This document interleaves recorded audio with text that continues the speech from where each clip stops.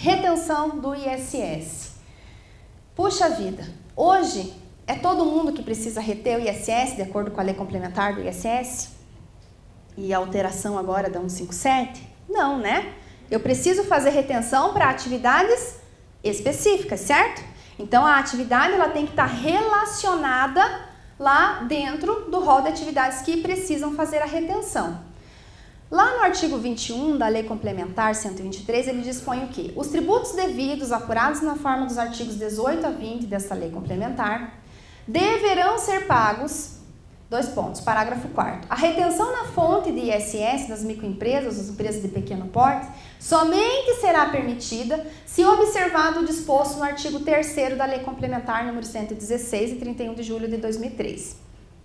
Inciso 1º. A alíquota aplicável na retenção na fonte deverá ser informada no documento fiscal e corresponderá, e aí que vocês têm que aprender a fazer os cálculos agora, alíquota efetiva de ISS, a que a microempresa ou a empresa de pequeno porte estiver sujeita no mês anterior ao da prestação.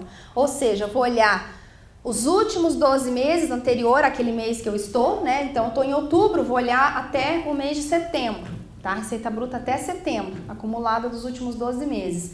E vou fazer o cálculo da alíquota efetiva versus o percentual do ICMS, do ISS. E, desta forma, fazer o cálculo, então, aqui do tributo. De acordo lá com o artigo 1º da Lei Complementar, que altera o artigo 18 da 123, fala o quê? Que a partir da alíquota efetiva multiplicada pelo percentual de repartição constante dos anexos 1 a 5. Então, lá no parágrafo 1º diz o quê? Os percentuais efetivos de cada tributo serão calculados a partir da alíquota efetiva multiplicada pelo percentual de repartição constante dos anexos 1 a 5. Percentual efetivo máximo destinado ao ISS será de 5%, né? Isso também em consonância com o que vem dispondo a Lei Complementar 157, que também alterou o ISS. Que ela fala que o município, né, a partir da publicação da Lei Complementar 157, o município ele pode ter uma alíquota do ISS mínima de 2% e máxima de 5%, tá? Transferindo-se eventual diferença de forma proporcional aos tributos federais da mesma faixa da Receita Bruta. Então, excedeu, vai para os tributos federais.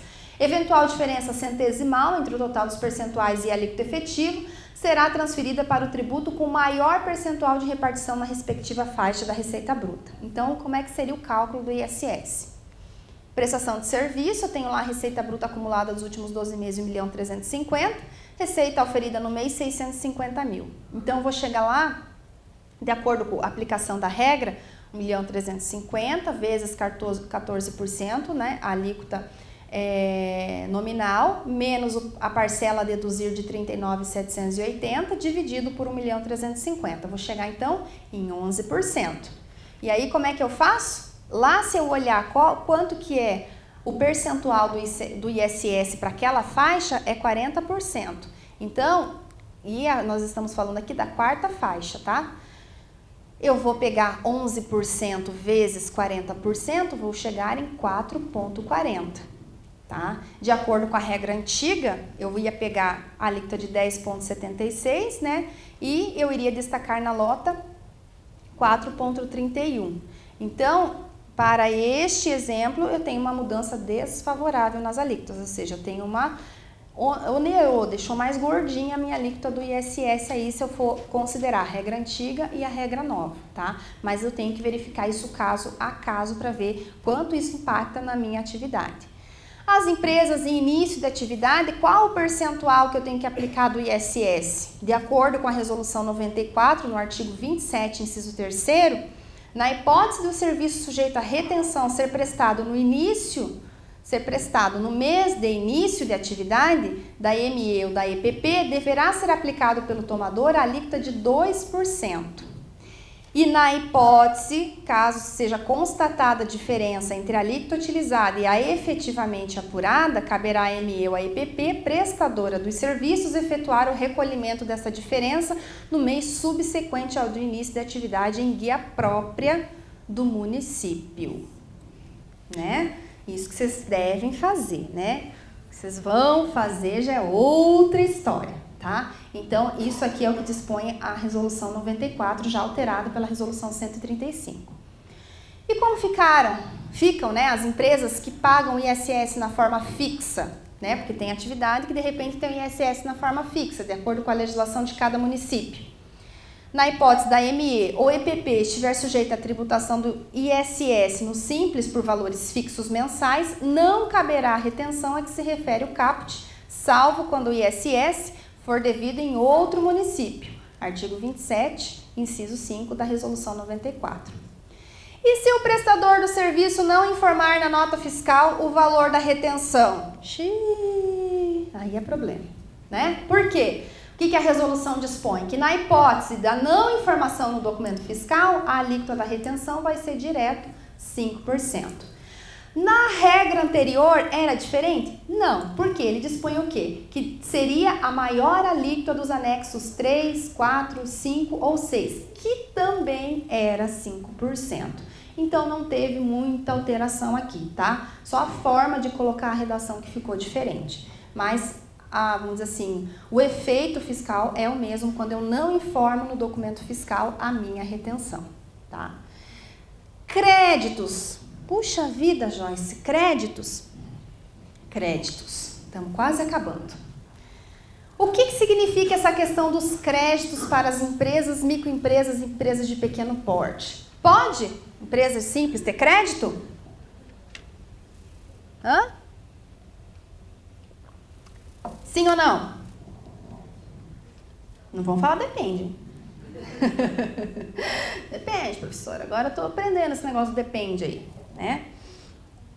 Pode a empresa do Simples ter crédito? Não, né? Vedação, né? Com relação ao aproveitamento do crédito, bem como sua transferência. Então, se eu sou uma empresa, qual que é o problema agora dos planejamentos tributários também? Eu era do Simples, né? Aí o problema, quem é bom estar no Simples, muitas vezes é a questão da licitação, não é? Tem privilégios, né? Em caso de desempate, quem é do Simples, vai na frente, né? Olha que legal. Então, eu posso ganhar a licitação, porque eu sou do Simples e tal, então vale a pena. Mas aí, acabou. Não faço mais bid em licitação, não faço mais nada disso. E agora vou precisar ir para o presumido.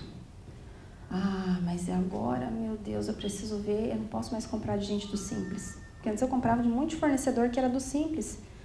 Mas agora, tem a questão do crédito, aí o crédito CMS é baixinho, aí começa a vir toda aquela dor de cabeça para vocês, né? Por quê? Porque é vedado a transferência, né, de crédito e bem como o aproveitamento desses créditos em empresas do Simples. E quando eu sou do regime normal, eu posso aproveitar crédito simples? Sou uma empresa do lucro real. Comprei de uma empresa do Simples Insumos. Se eu sou do lucro real, meu regime de apuração do PIS e da COFINS, por exemplo, ele é não cumulativo. Posso aproveitar crédito de empresa do Simples? Pode. Quem disse que não? A legislação diz que não?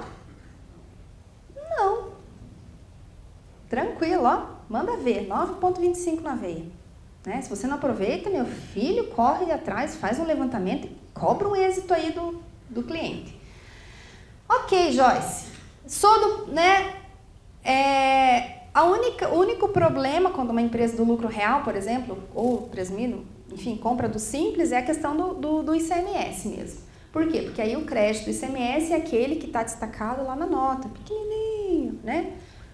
Bem mirradinho. Então, aí, muitas vezes, muitas empresas, né, do lucro real não gostam de comprar de empresas do Simples em razão dessa questão do ICMS, né? Se para eles isso é um fator determinante. E as pessoas jurídicas e aquelas equiparadas, então, elas terão direito ao crédito, tá, do ICMS, desde que destinados à comercialização ou à industrialização e observados como limite o ICMS efetivamente devido pelos optantes do Simples Nacional.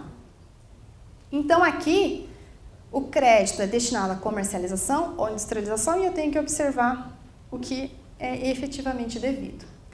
Para isso, a ME ou a EPP, né, ela tem que emitir na nota fiscal o quê? Lá no parágrafo 1º do artigo 23 da Lei Complementar fala o quê?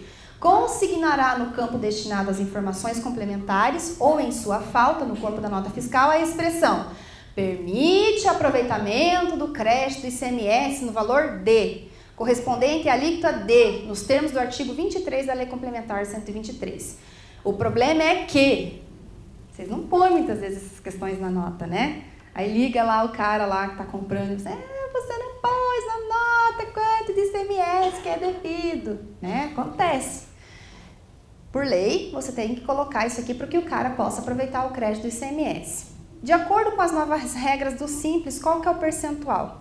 Você vai pegar a alíquota aplicável no cálculo do crédito, correspondente ao percentual efetivo, calculado com base na faixa da receita bruta do mercado interno, e estiver sujeita no mês anterior da operação. Então, você vai lá pegar RPT 12 vezes a alíquota nominal, menos parcela a deduzir, menos RPT 12, versus o percentual de distribuição do ICMS, que é aquela conta que a gente fez lá no início. Vou pegar todo o cálculo para chegar no percentual de alíquota efetiva versus o percentual de distribuição. Então, eu vou precisar saber fazer esse cálculo para calcular o crédito do ICMS para que eu possa informar nessa nota fiscal que você tem que colocar lá para que o teu cliente possa aproveitar esse crédito, tá?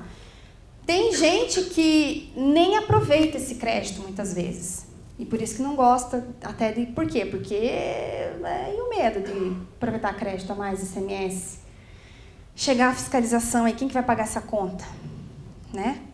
Ele, aproveitei crédito a mais que não deveria, né? Estornar isso, pagar com juros e correção. Então é complicado. Mas eu acho que nesses primeiros momentos aí da vigência da lei complementar, nós vamos ter algumas confusões com este cálculo aqui, tá? E os estados vão começar a olhar mais de perto para vocês.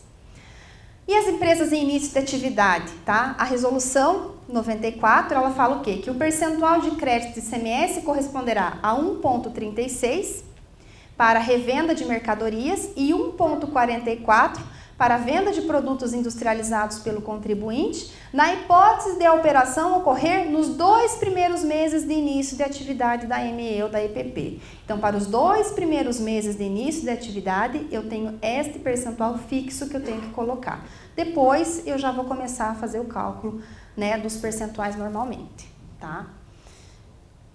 Folha de pagamento, fator R, né?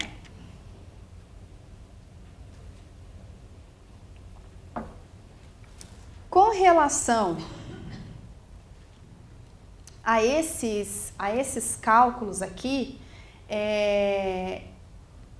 cuidado realmente, só reforçando, tá, pessoal?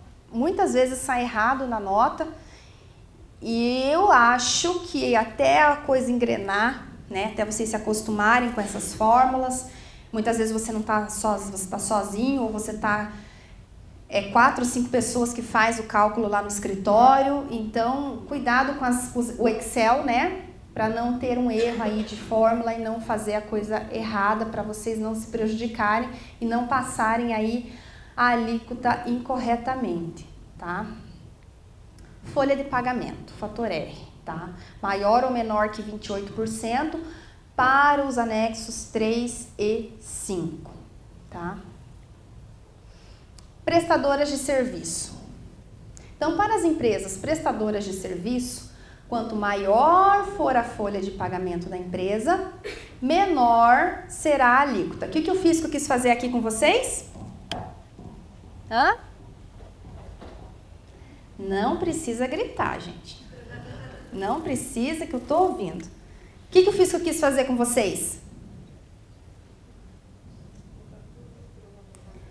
Colocar todo mundo para dentro da onde? Folha de pagamento. Ele quer tirar a galera da informalidade. Ele quer dizer assim, ó, empresário, coloca essa galera aqui para dentro da folha, que quanto maior for a sua folha, ó, olha como eu sou legal. Antes você estava lá no anexo 5 ou 6, né, enfim, e agora você vai para o anexo 3 se a tua folha for mais gordinha. Né? Mas é para todo mundo isso? Não, não é para todo mundo, tá? Então, quanto maior for a minha folha de pagamento, eu vou estar enquadrada dentro do anexo 3, tá? E se o contrário ocorrer, eu vou lá para dentro do anexo 5, tá? Então, eu vou ter que sempre, todo mês, Joyce, fazer o cálculo? Todo mês você vai ter que fazer o cálculo, tá? Então, quer dizer que tem mês que eu vou para o anexo 3 e mês que eu vou para o anexo 5? Vai ter mês que você vai estar no 3 e vai ter... isso mesmo. Ah, não é para todo ano calendário? Não, não é para todo ano calendário, tá? O que diz lá a Lei Complementar 123, no artigo 18? As atividades de prestação de serviços a que se refere o parágrafo 5i, e aí, né, quem já assistiu minhas outras palestras do Simples, eu já coloquei para vocês quais são essas atividades. Medicina, inclusive laboratorial e enfermagem, medicina veterinária, odonto, psicologia, psicanálise, terapia ocupacional, acupuntura, podologia, fonoaudiologia, clínica de nutrição e de vacinação, banco de leite, serviços de comissária, de despachante, de tradução e de interpretação, engenharia, medição, cartografia, topografia, geologia, geodésia, testes, suportes e análises técnicas e tecnológicas, pesquisa, design, desenho, agronomia, representação comercial e demais atividades de intermediação de negócios e serviços de terceiro, perícia, leilão e avaliação, auditoria, economia, consultoria, gestão, organização, controle e administração, jornalismo e publicidade, agenciamento, exceto mão de obra. Então, as atividades de prestação de serviço a que se refere o parágrafo 5i serão tributadas na forma do anexo 3 desta lei complementar, caso a razão entre a folha de salários e a receita bruta da pessoa jurídica seja igual ou superior a 28%. Então, o fator R agora vai ser 28%. Mas o que é essa receita bruta? O que é essa folha de salários? O que eu devo considerar nesse cálculo? Vamos ver de acordo com a resolução. Aqui estão os anexos, tá? O anexo 3 e o anexo 5, né? E as suas faixas. Aqui eu coloquei um cálculo para vocês, então se eu estou dentro do anexo 3, eu vou pagar um simples de 26.297. Se eu estou no anexo 5, meu bem, você vai pagar 38.264, né? Então você tem um aumentozinho de 13,15 versus 19,13, né? Para essas atividades aqui do parágrafo 5i e mais algumas que a gente vai ver aqui. Continuando, o parágrafo 5m, ele fala o quê?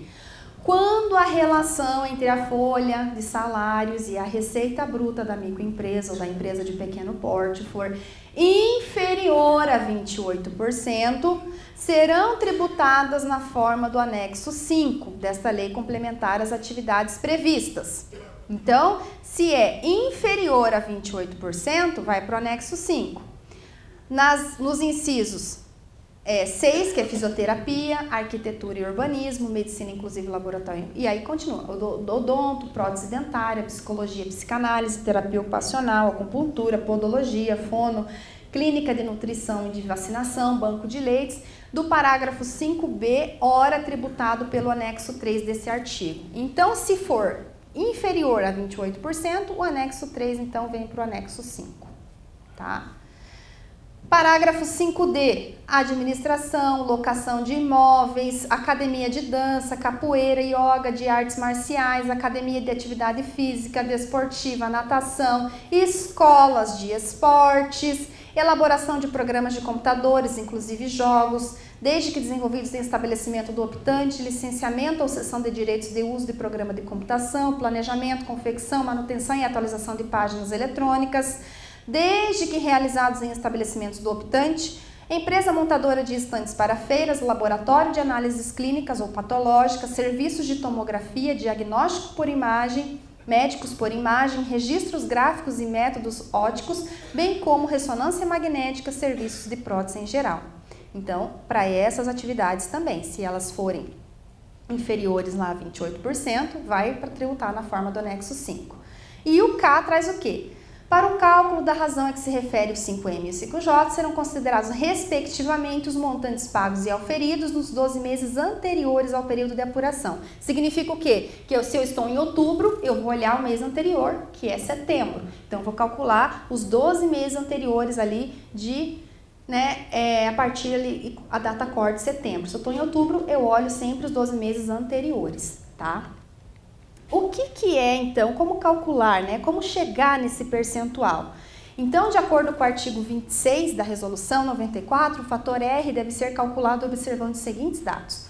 Folha de salários, incluído encargos, nos 12 meses anteriores ao período de apuração.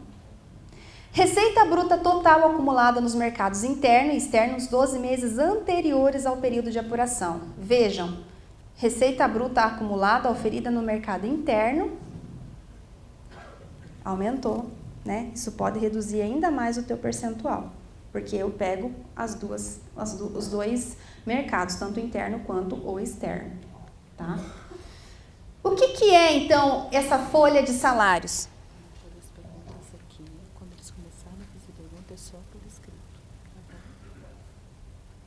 Você vai passar? Ah, tá. Então, o montante, né? O que é esse cálculo da folha de salários? O que comporta isso daí? O montante pago nos 12 meses anteriores ao período de apuração, a título de salários. Prolabore entra, retirada de prolabore. Acrescidos do montante efetivamente recolhido a título de contribuição para a Seguridade Social, a CPP, destinado à Previdência Social, e para o Fundo de Garantia do Tempo de Serviço, FGTS. Então, não é só a folha sequinha ali, só o que você pagou para os empregados. Não, é um pouquinho mais abrangente. Olha que legal. É a retirada do salário, o prolabore, o que você pagou de contribuição social, o que você pagou de fundo de garantia, né? Então, já ficou um pouquinho melhor. E o salário a ser considerado neste cálculo, né, é aquele informado na GFIP, tá? Não é aquele que você paga lá por fora, né? Ninguém faz isso aqui, né? Ninguém paga por fora, né? Todo mundo paga bonitinho. Isso aí acontece lá no Nordeste, né? Não, coitado do povo do Nordeste, porque depois dessa palestra aqui, se vocês perderam alguma coisa que eu falei, vocês vão lá no YouTube, né, que eu vou estar lá, né, olhando para vocês e falando tudo de novo. Então, eu não posso falar, né, mal lá do povo do Nordeste, porque eles também não fazem isso. Mas alguma pessoa que sem querer fez isso, né, não porque quis fazer, mas porque não sabia e deu 1.000 lá dentro da folha e mais 3.000 fora da folha, mas é porque ela não sabia, na verdade. Mas, então, é aquilo que é informado, né, na GFIP, tá? Conforme determina o inciso 1º do parágrafo 2º da resolução. A resolução ainda esclarece que considera-se salário o valor da base de cálculo da contribuição previstas nos incisos 1 e 2 do artigo 22, tá? Que é a cota patronal e o RAT. Então, isso entra também. Agregando-se o valor do 13º salário na competência de incidência da referida contribuição, na forma do caput dos parágrafos 1º e 2º do artigo 7 da Lei 8.620 de 93, tá? Então, o que é salário? É o valor da base lá dos incisos 1 e 2 do artigo 22, tá? Então, ainda tem mais a questão lá que eu pago, ou seja, o que incide sobre cota patronal e o RAT lá para eu fazer o cálculo. Então, ou seja, é tudo aquilo que eu informo na folha como salário do camarada, tá? Prolabore, mais o que eu paguei de CPP, mais o que eu paguei de FGTS. E para fins do cálculo, são considerados os valores pagos a título de aluguéis, aliás, não serão considerados, né? Pagos a título de aluguéis e distribuição de lucros. Isso não entra. Por quê, Joyce? Pode acontecer, né, que você lá pague alguma coisa de aluguel, alguma coisa, né, de distribuição de lucro e você queira colocar isso lá dentro, né, como salário. Isso não, tá? Isso, a resolução diz que você não pode fazer isso. E as empresas em início de atividade, como vai fazer esse cálculo, tá? Então, de acordo com o parágrafo 4º do artigo 26 da resolução 94, na hipótese da ME ter menos de 13 meses de atividade, vai se adotar para a determinação da folha de salários, anualizada, incluindo encargos, os mesmos critérios para a determinação da receita bruta acumulada estabelecido no artigo 21. Lá no artigo 21 diz o quê? Tem uma regra para o primeiro mês e tem uma regra para o segundo mês. No caso de início de atividade no próprio ano calendário da opção pelo Simples, para efeito da determinação da alíquota no primeiro mês de atividade, o sujeito passivo utilizará como receita bruta acumulada a receita oferida no próprio mês de apuração multiplicado por 12. Então, eu vou lá pegar e vou multiplicar aquilo por 12 e vou fazer o cálculo. E na hipótese prevista, né, nos 11 meses posteriores ao início da atividade, para o efeito da determinação da alíquota, o sujeito passivo utilizará a média aritmética da receita bruta, auferida nos meses anteriores ao do período de apuração, multiplicada por 12. Tá? Então, eu vou lá e pego o valor da receita e faço a multiplicação por 12, a partir, né, no parágrafo 2º, nos 11 meses posteriores. Aqui é no primeiro mês e depois nos 11 meses posteriores é média aritmética. Aqui eu faço então o total da acumulada multiplicado então por 12. Faço uma regrinha de cálculo e aqui para o segundo mês eu faço outra regrinha. Então isso aqui é a folha de pagamento para as empresas em início de atividade de acordo com a resolução 94, tá? Tudo certo? Prontos para calcular? Muitíssimo. Nossa, vocês estão bravos. Nossa, pra que tanta braveza? Não briga comigo, eu não tenho culpa, né? O MEI, né? Algumas regrinhas que entraram aí em vigor para o MEI, tá? O microempreendedor individual. Vamos lá. Então, para se enquadrar no MEI, né? É necessário se encaixar nas condições do artigo 18A, parágrafo 1º, né, com as alterações da Lei Complementar 155. Empresário individual ou empreendedor que exerça as atividades de industrialização, comercialização e prestação de serviço no âmbito rural, que tenha oferido receita bruta no ano calendário anterior até 81 mil, aumentou o limite, e que seja optante pelo Simples e que não esteja impedido de optar pela sistemática prevista no artigo. Empresa em início de atividade para o MEI, ele também vai observar a mesma regra. Ele vai pegar, né, vai multiplicar os 81 mil, dividir por 12, chegar em 6.750 lá por mês, multiplicado pelo número de meses, e aí ele vai ter, então, o valor do faturamento que ele pode ter durante o ano calendário. E aí as principais mudanças são, né? Então, até 2017, como é que ficou aqui em 2016? Agora eu posso, empresário individual, de acordo com o artigo 966 do Código Civil, né? Ou empreendedor que exerça atividade de industrialização, comercialização e prestação de serviços no âmbito rural, artigo 18A, parágrafo 1º. Receita de até 81 mil, baixa exclusivamente no portal eletrônico, né? Olha que coisa boa. Alguns falaram que isso já existia, mas a lei complementar trouxe. Na verdade, muitas vezes a lei complementar ela traz coisas que já estão em vigor, ela só atualiza a legislação, né? Dispensa de cadastro e recolhimento em órgãos de conselho profissional, quando já for na qualidade de pessoa física, e empresário individual, contribuinte, individual, trabalhador rural, contribuinte especial, tá? Então, essas aqui, de forma bem rápida e sucinta, são as alterações, que impactam vocês principalmente a questão do aumento, né? E que eu tenho dispensa de cadastro, que no órgão de classe, enfim, e empresário individual, contribuinte individual, trabalhador rural, contribuinte especial, tá? Antes eu só tinha o contribuinte individual do INSS.